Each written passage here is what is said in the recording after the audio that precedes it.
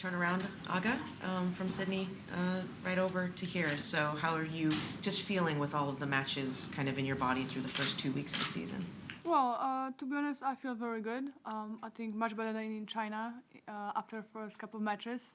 Of course, you're losing a bit the match rhythm and your body not used to the matches last 2 months. So I feel good. Of course, losing finals always a bit disappointing, but still a good week. A couple of great matches against top players. So hopefully I can play the same good tennis here in Melbourne. Agnieszka, your opponent in round one, Svetlana Pironkova, is a former world number 31, and she actually beat you in your last meeting in the French Open last year. What was your reaction when you saw that she was your first round opponent? Yes, well, it's a tough draw for sure. We played so many times. Obviously in Paris the last time, but we had a lot of good 3-set matches, I think, on every surface. So, draw is the draw. So we'll see after the match. Your performance in Sydney, you said yourself even yesterday that you couldn't have played any better, and you didn't drop a set en route to the final, so you must be pretty confident heading in.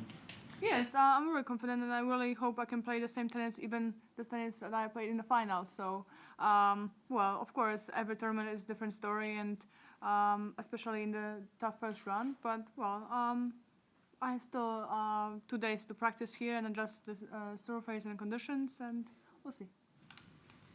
Pironkova can be a tricky opponent to play, just the way that she plays. It's a little bit different from everybody. Does it help you then, kind of having this string of wins and the matches? It's almost like, I don't know, you're like mid-tournament form as opposed to going into this tournament completely cold? Well, yes, for sure. Tournament like Sydney is helping a lot. Playing pretty much 2-3 days later against a good player, for sure, is better than just playing as a first match. So, like you said, Pironkova is a very tricky opponent, so I'm really expecting everything from her side, and for sure it's going to be a lot of running, and I'm going to really have to work on each point. Have you had a chance to hit on these courts yet? Not yet, I just arrived like 2 hours ago. And I want to ask you about conditions. Don't know much.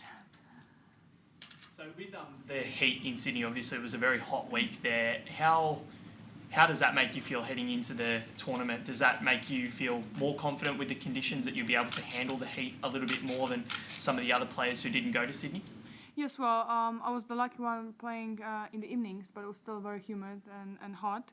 But yes, that was for sure a very good warm-up before here. So I know it's going to be hot as well here next week. So we'll see the schedule, and of course, playing for a second or third match is not going to be easy.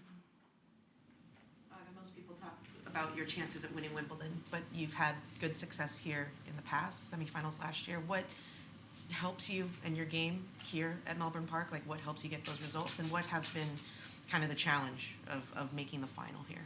Well, every Grand Slam is a bit different. We can see even different top seeds and different opponents, but what is helping, I really feel good on this center court, and I like to play here. I like Australia, so I always, since I remember, I've been always playing good tennis here, 2 semis, and of course that's always very close till the end. So hopefully I can do one step forward and play 7 matches here.